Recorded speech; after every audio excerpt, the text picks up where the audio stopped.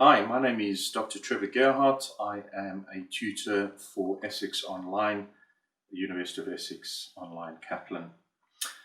I'm originally from South Africa, been living in the UK now for almost 20 years and teaching at a number of institutions. With Essex Online, I teach the module, The Science of Learning.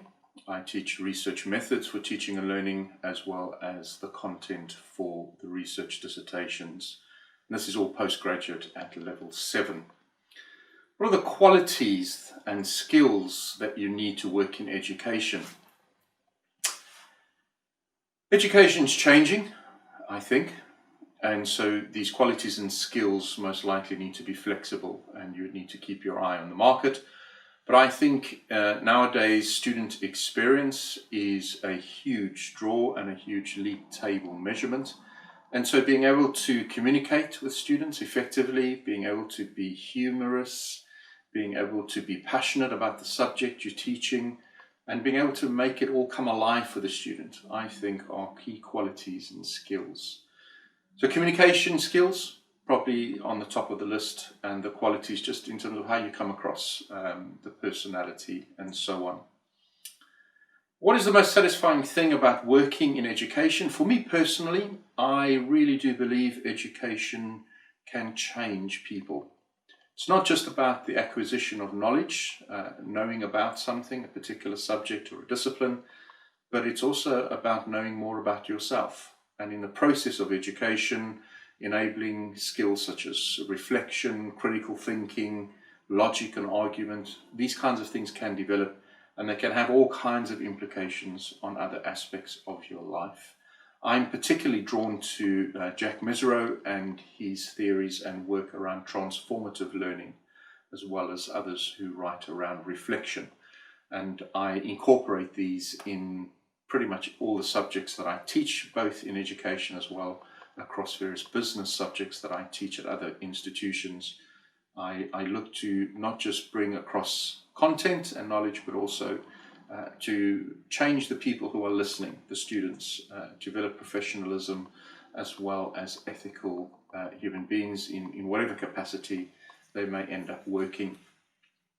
A funny example that's happened to me on the job example, I was working for a particular institution in London when I received a phone call from one of my colleagues, really upset that I had given advice to a student which contradicted the advice that was given in the classroom.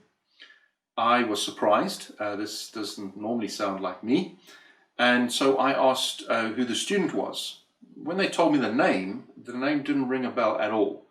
I wasn't defensive, immediately denying that it was me. I went through my records and called the person back and said, I'm really sorry, but I just, this name does not ring a bell. It's not on any of my records. Are you sure they said it was me that said that? They said yes, they definitely said Trevor said, and they repeated the advice. I then thought about it again and I said to the person, but I wouldn't have contact with these students. They come in on a day when I'm not teaching. Are you sure they maybe just haven't got my name wrong? They're not confusing me with somebody else? Anyway, long story short, there's two Trevors in the institution. I'm the one that's regularly around, and the other one is around every now and again. And it was the other Trevor who dropped me in it. And we had a good old giggle and a good old laugh about it. There we go. Trevor's not a very popular name, but there were two Trevors in this institution, and we got muddled up. So there's a little funny story that I remember in terms of my own practice. What are some of the challenges that I think educators will face in the future? From my own perspective, I've done some research on this, hoping to have it published soon. I think higher education has changed in a large degree, where the knowledge economy that we're involved in has become quite consumer driven, particularly in higher education. Sadly, I think some students come to university because of the piece of paper that they'll get at the end of it. I'm not saying that that's not valuable. I'm not saying that that may change things, but you seem to ignore the process that's involved in attaining that paper as well. the transformative learning, the professional skills, the socialization to be an adult and to live and work within the world of adults.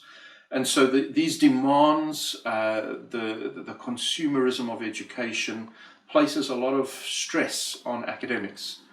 And the amount of complaints that have come up, some complaints are legitimate, some of them are simply driven by a consumerist mentality.